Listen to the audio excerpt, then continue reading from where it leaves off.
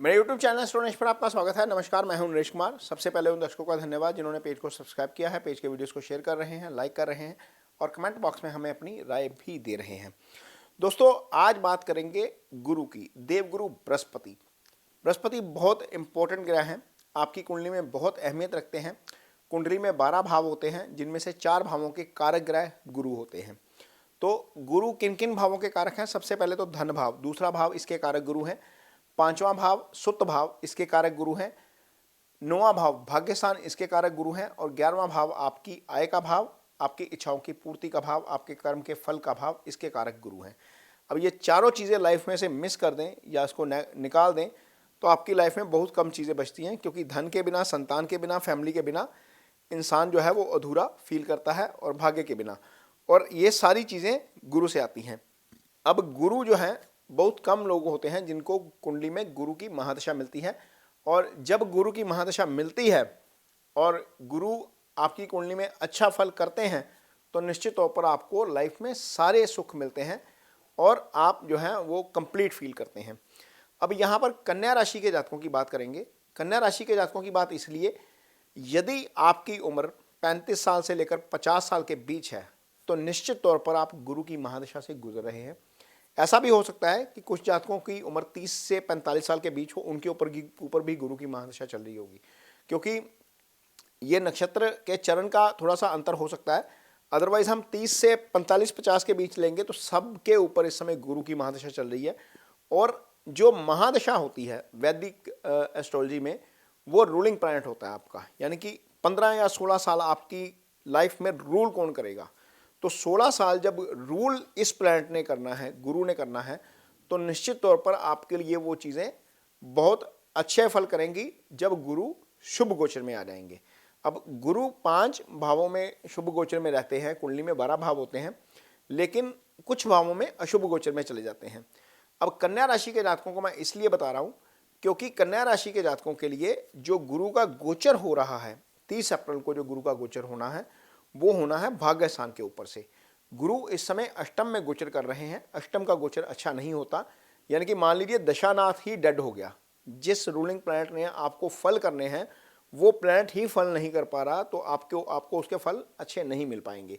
अब उसमें जान आ जाएगी जैसे ही वो 30 अप्रैल को भाग्य स्थान के ऊपर से गोचर करना शुरू करेंगे। तो गुरु का 9वें का गोचर अच्छा है। दशानाथ यानी कि रूलिंग प्लैनेट आपका 9वें भाव से गोचर करेगा, ये आपके लिए बहुत अच्छा हो जाएगा। कैसे अच्छा हो जाएगा ये बताते हैं।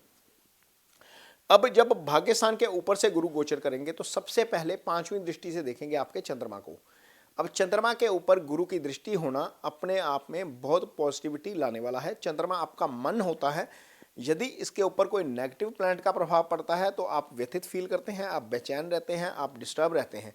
लेकिन जब चंद्रमा आपके शुभ प्लैनेट के प्रभाव में आता है, बुध जैसे शुभ प्लैनेट है, शुक्र शुभ प्लैनेट है, गुरु शुभ प्लैनेट है, तो जब चंद्रमा इनके ऊपर से आता है या इनको देखता है तो आप चंद्रमा के ऊपर इनकी दृष्टि होती है तो निश्चित तौर पर आप पॉजिटिव फील करते हैं। आपका थॉट प्रोसेस चेंज होना शुरू होता है लाइफ के प्रति, या आपके सराउंडिंग्स के प्रति, या आपके वर्क प्लेस के प्रति, जहां पर भी आप काम करते हैं, दोस्तों में रहते हैं, फैमिली में रहते हैं, वहां पर आपका एटीट्यूड, आपका बिहेवियर थोड़ा सा पॉजिटिव होना शुरू होता है जब आप शुभ ग्रह के प्रभाव में आते हैं। आपका जब चंद्रमा शुभ ग्रह के प्रभाव में आता है तो ये हो रहा है 30 अप्रैल के बाद से। 30 अप्रैल को चंद्रमा आपका गुरु के प्रभाव में आ जाएगा। आप निश्चित तौर पर थोड़ा सा एंथुसिज्म भी फील करेंगे, थोड़ा सा हेल्दी भी फील करेंगे, थोड़ा सा मानसिक तौर पर अपने आप को मजबूत भी फील करेंगे। जब ये सारी चीज़ें हो जाती हैं तो आपको निश्चित तौर पर फैसले लेने की ताकत अच्छी आ जाती है आप में, आप काम अच्छा करते हो और आप थोड़ा सा दोस्तों के साथ रिलेशनशिप में भी अच्छे रहते हो, फैमिली के साथ भी आपका रिलेशनशिप कॉर्डियल रहता है।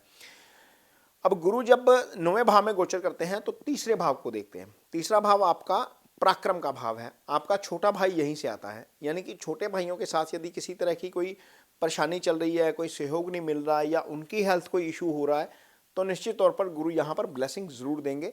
आप कोई भी फैसला करेंगे वहाँ पर आप पूरा पराक्रम के साथ करेंगे, अपनी कन्विक्शन के साथ करेंगे, पूरा डिटर्मिन्ड होकर करेंगे और आप अपने फैसले में पूरे कॉन्फिडेंट नजर आएंगे।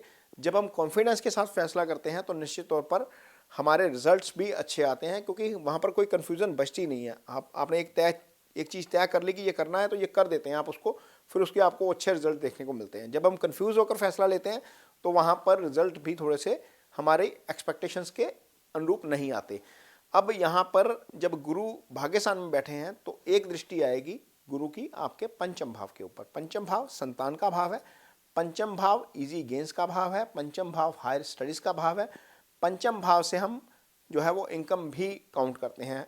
तो यहाँ पर जब स्टेट ऑफ माइंड पॉजिटिव हो जाएगा, एक तो चंद्रमा के ऊपर से दृष्टि आ गई, पांचवा भाव आपका स्टेट ऑफ माइंड है, स्टेट ऑफ माइंड भी पॉजिटिव हो गया, चंद्रमा भी पॉजिटिव हो गया, तो निश्चित तौर पर आपके लिए दो तरफ से गुरु की ब्लेसिंग होगी, क्योंकि ट्रायंगल ही एक्टिवेट हो जाएगा कुंडली का आपकी।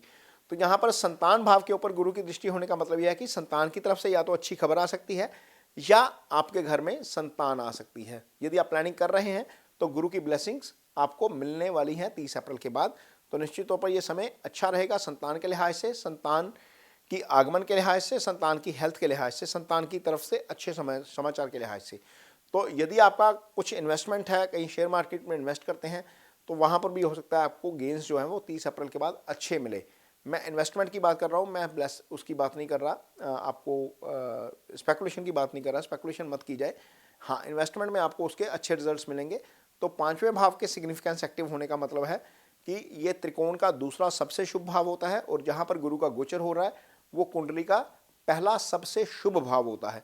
तो ये ट्रायंगल जब एक्टिवेट है गुरु के द्वारा, तो निश्चित तौर पर कन्या राशि के जातकों को, तमाम जातकों को गुरु के इस गोचर के अच्छे फल मिलेंगे, क्योंकि गुरु जो है वो अच्छी पोजीशन में है, शुभ गोचर में है और आपको अच्छा फल करेंगे। अब मैं जाते जाते एक गुरु की रेमेडी जरूर शेयर करूंगा, क्योंकि दशानाथ यही है, इसी को ही इसी की ही आपने रेमेडी करनी है, इसी को ही मजबूत करना है। तो गुरु किन चीज़ों के कारक हैं? गुरु ज्ञान के कारक हैं। सबसे पहले गुरु फलदार पेड़ों के कारक हैं। तो गुरु के उपाय के तौर पर दो चीज़ें आप कर सकते हैं। एक तो यदि कोई बच्चा आपके इर्द गिर्द है और उसको स्टडी की ज़रूरत है या स्टडी में हेल्प की ज़रूरत है, वो हेल्प एक पेन के रूप में भी हो सकती है, एक कॉपी सिंपल रजिस्टर के रूप में भी हो सकती है, एक ट्यूशन फीस के रूप में भी हो सकती है। जिस आपकी असिस्टेंस से किसी बच्चे को ज्ञान मिलता है तो वो गुरु का बेहतरीन उपाय है। पहला उपाय ये, कहीं भी सराउंडिंग में देखिए, एक बच्चे की स्टडी में ज़रूर हेल्प करिए, किसी भी तरीके से करिए। आप 10 रुपये अफोर्ड कर सकते हैं तो 10 रुपये में करिए।